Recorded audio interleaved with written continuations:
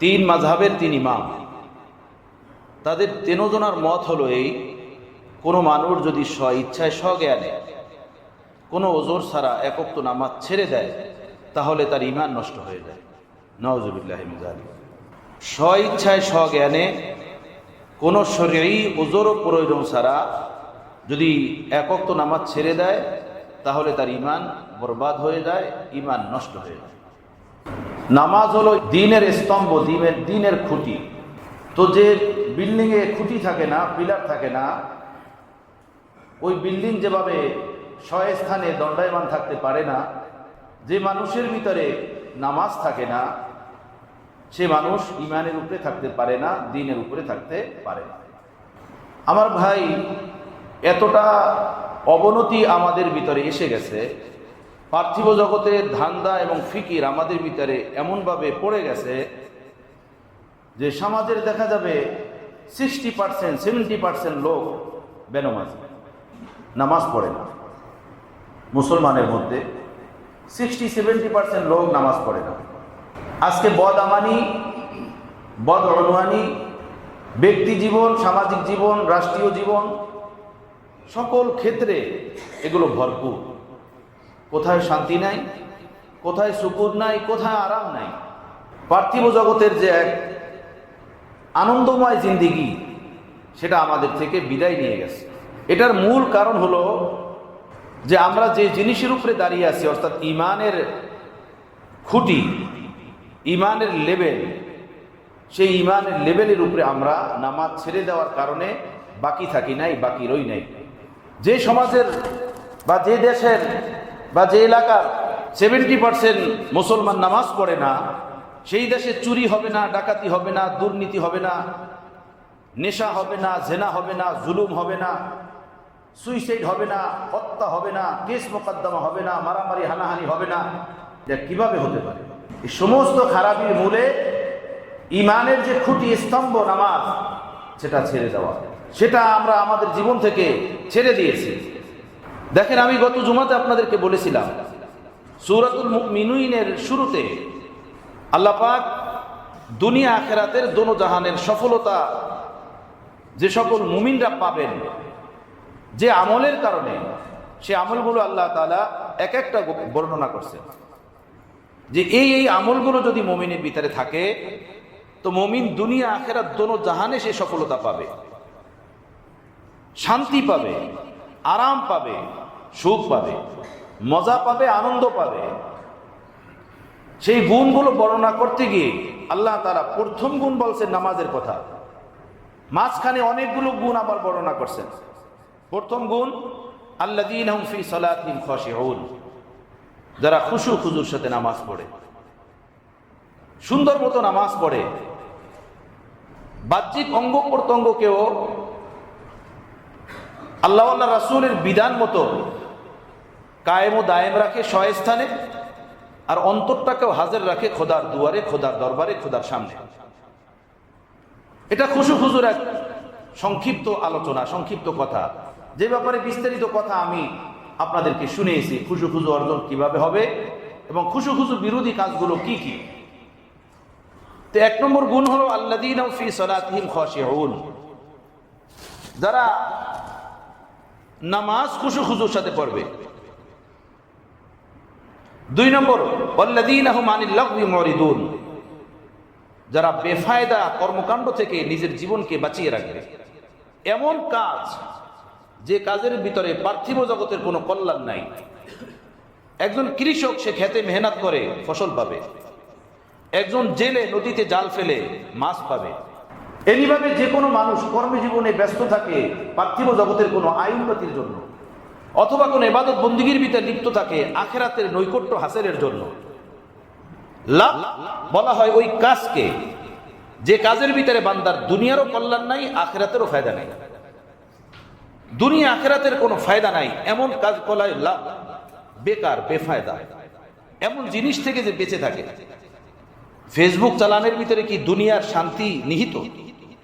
এর ভিতরে কি জান্নাত কামায়ের কোনো বিষয় আছে?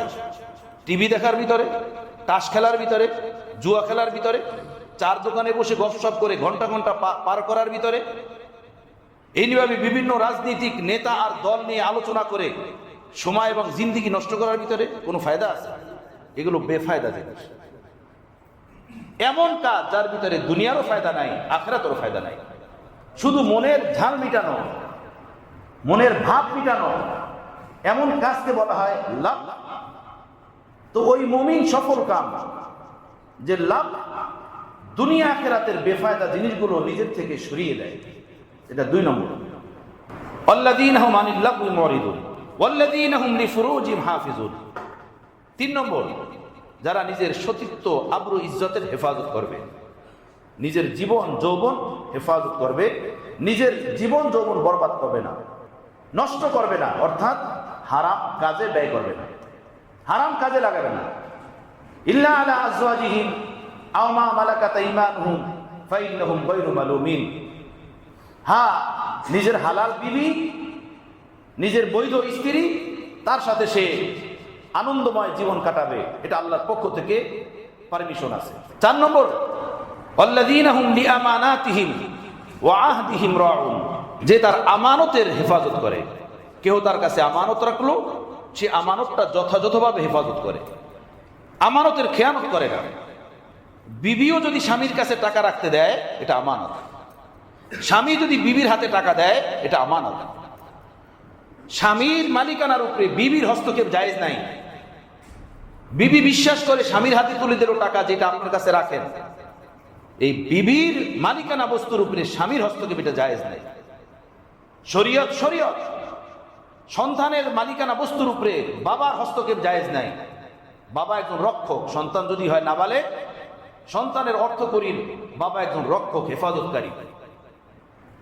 বাবা সন্তানের অর্থ করি নিজের মন মতো খুশি ব্যয় করবে, এটারও শরীয়তের ভিতরে কোনো পারমিশন নাই। সুবহানাল্লাহ। ইসলাম কত সুন্দর। আমরা এই মসজিদের মেম্বারে বসা না, শুনি আমরা যখন ফতোয়া বিভাগে বসি আর মুসলমান ভাইদের অবস্থা শুনি, আপনারা হয়রান হয়ে যাবেন। ছেলেদের কোন রকমের অভিযোগ তাদের বাবা মার উপরে, শত শত ছেলেদের অভিযোগ আমাদের শুনতে হয় যে তারা অর্থ করি দেশ বিদেশে কামায়, এগুলো বাবা মার হাতে তুলে দেয়, বাবা মা তাদের মন মতো অর্থ করি এগুলো অন্য সন্তানের উপরে ব্যয় করে, যেটা তারা একদমই রাজি না, এটা তারা চায় না। অথচ বাবা মা মনে করে কি, আমার ছেলে সন্তান, আমি তাদের অর্থ করি যেভাবে ইচ্ছে সেভাবে খরচ করব না। এটা শরীয়তে কোনো পারমিশন নাই। আপনারটার মালিক আপনি, আপনার ছেলেটার মালিক আপনার ছেলে, আপনার বিবিটার মালিক আপনার বিবি। কারো যদি বিন্দুমাত্র আমানত কারো কাছে থাকে, ওইটাকে যথাযথ হেফাজত করা এটা জরুরি, এটা ফরজ। কেহ যদি কারো আমানতের ভিতরে খেয়ানত করে, অন্যায়ভাবে 3 পয়সা পরিমাণ হক কারো নষ্ট করে, রাসূল পাক সাল্লাল্লাহু আলাইহি ওয়াসাল্লাম বলেছেন কিয়ামতের দিন 700 রাকাত কবুল নামাজের সওয়াব দিতে হবে। নাউযুবিল্লাহি মিন যালিক। 3 পয়সার হিসাব কি এখন দুনিয়াতে আছে? 3 পয়সার হিসাব কেউ করে? আমার ভাইরা, ফের না কেহনা খবর না ঠিক, আমরা জানতাম না এই অপারগতা কিয়ামতের ময়দানে কোনো কাজে আসবে না, কোনো কাজে আসবে না। দ্বীন ইসলাম মানার জিনিস, জানার জিনিস। এখানে হালুয়া খাওয়ার জন্য আর দোকানদারি করার জন্য আমাকে আপনাকে আল্লাহ পাঠান নাই। হ্যাঁ, দোকানদারি করো আমার হয়ে, এখানে হালুয়া না, স্বামী কাবাব খাও আমার বিধান মেনে। আমার বিধান যখন মানবে না, আমার হুকুম মতো যখন চলবে না, তো আমার এই জমিনে আসমানের তলদেশে বসার কোনো পারমিশন নাই, বের হয়ে যাবে না।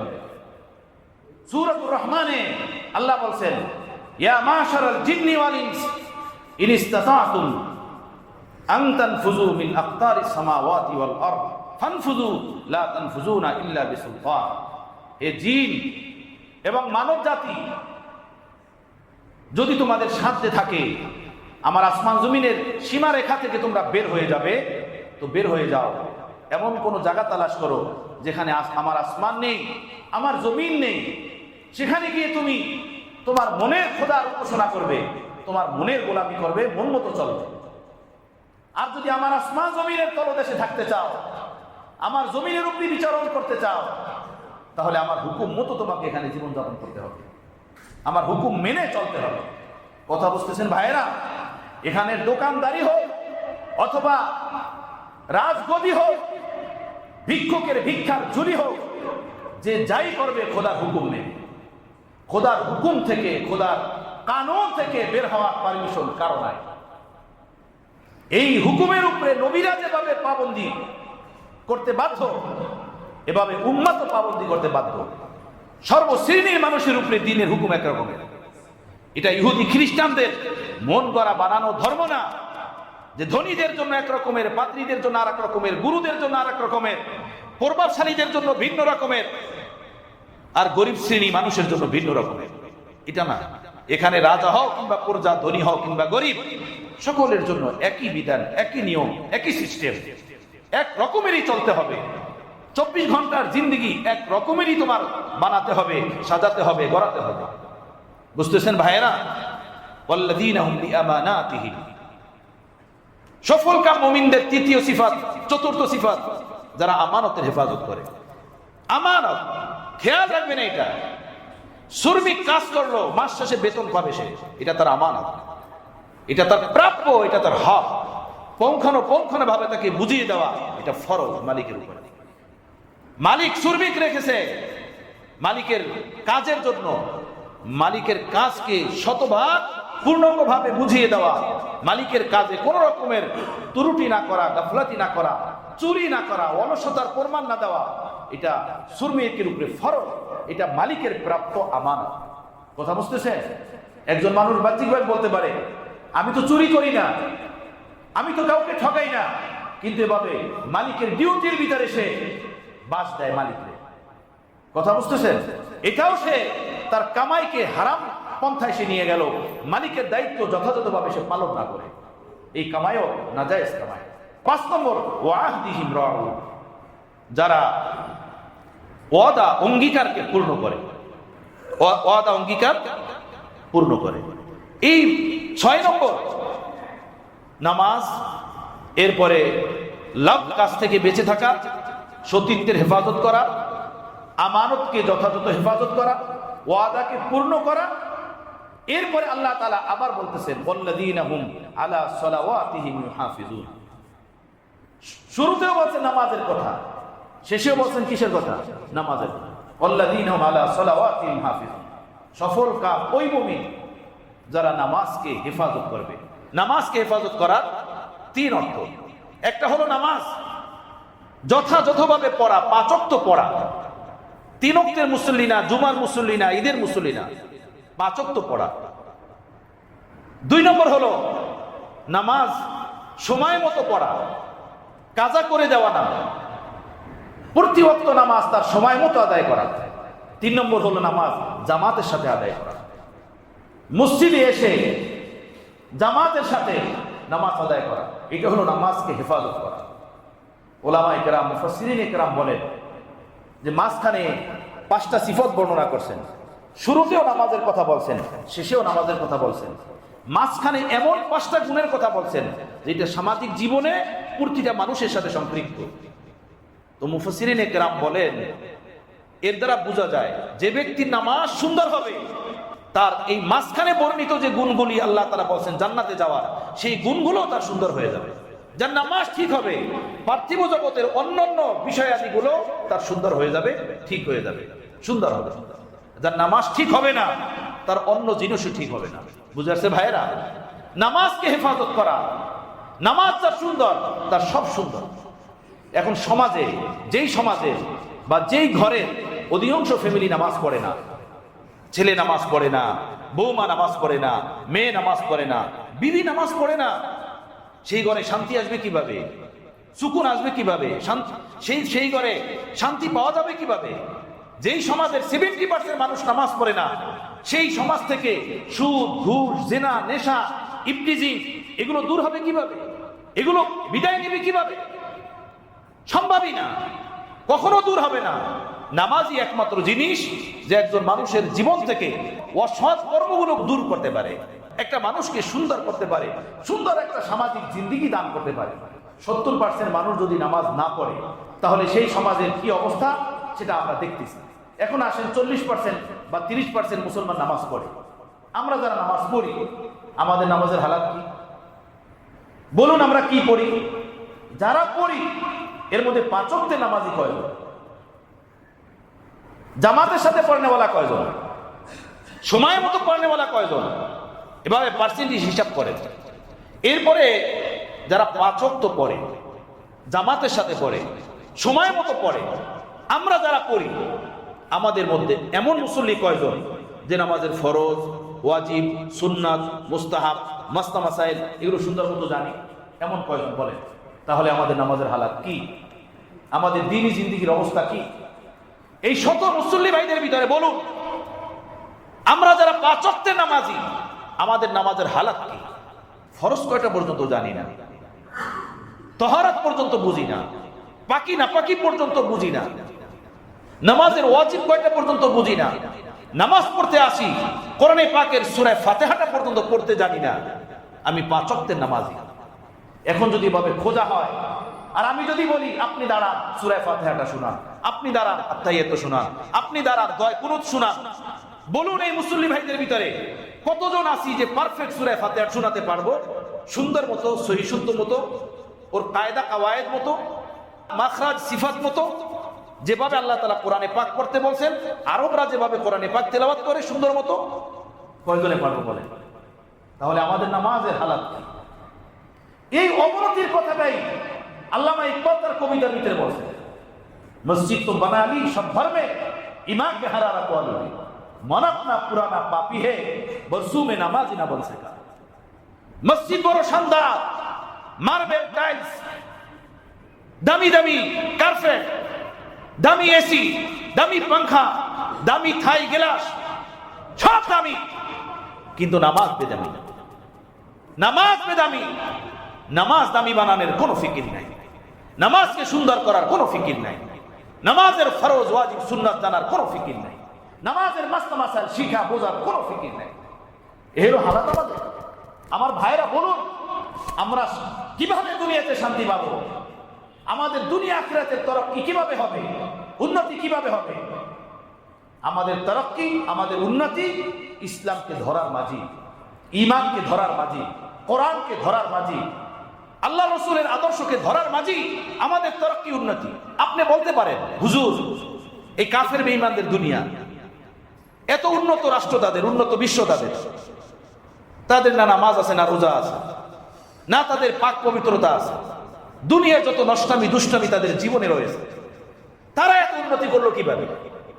তারা এত ফায়দা পাইলো কিভাবে? একটা প্রশ্ন জাগে না দিলের ভিতরে?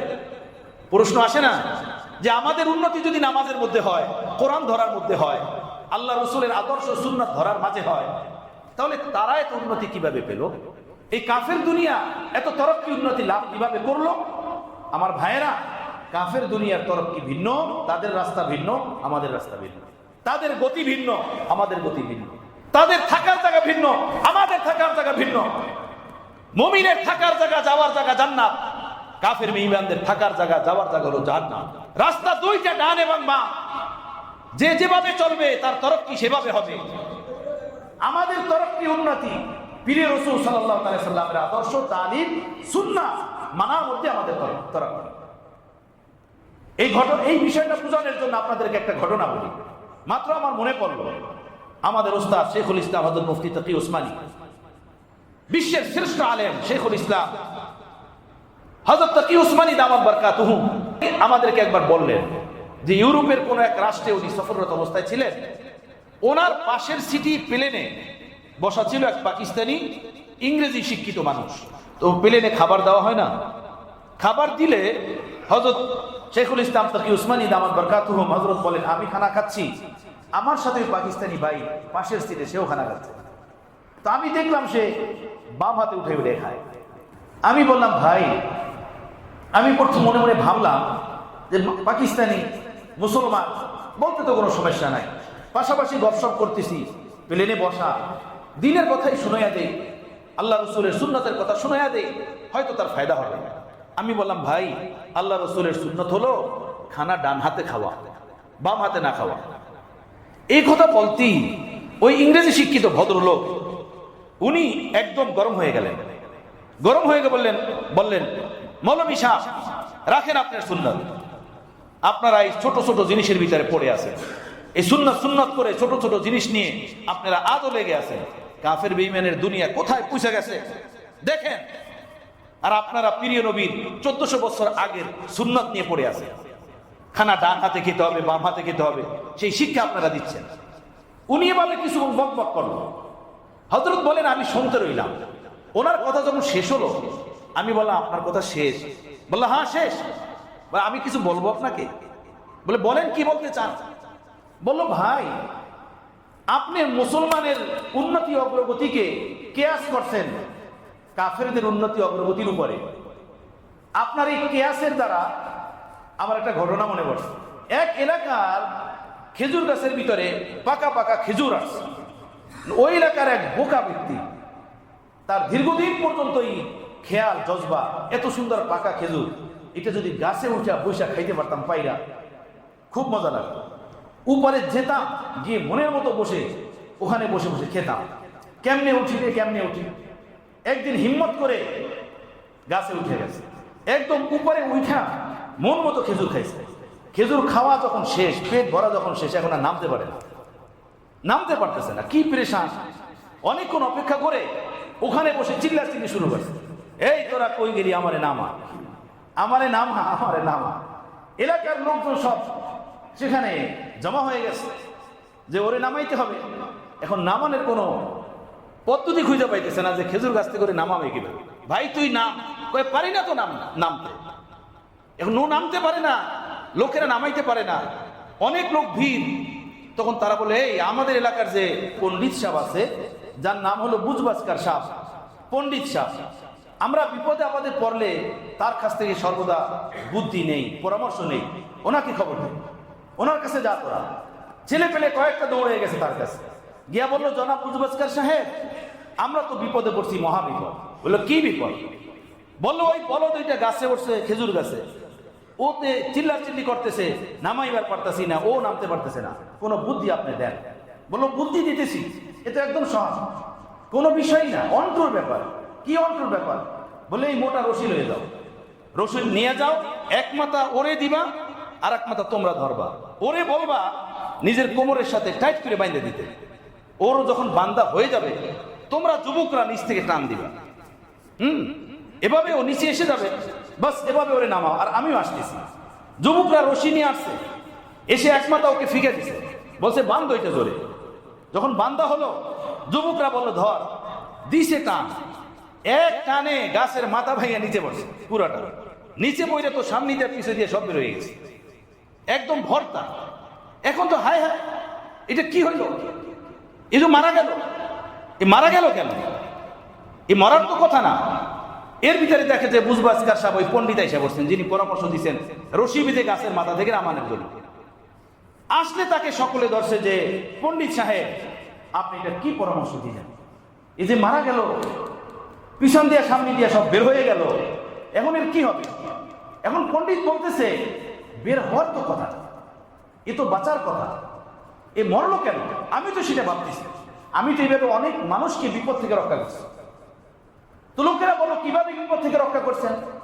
কতবার দেখছি লোকেরা কূপের ভিতরে পড়ছে, কূপ থেকে উঠতে পারে না, এভাবে রশিটাকে দেওয়া হয়েছে, তাকে কোমরের সাথে বাঁধতে বলা হয়েছে, আমরা টেনে নিচ থেকে তাকে উপরে নিয়ে আসছি, এই মানুষ তো মরে নাই।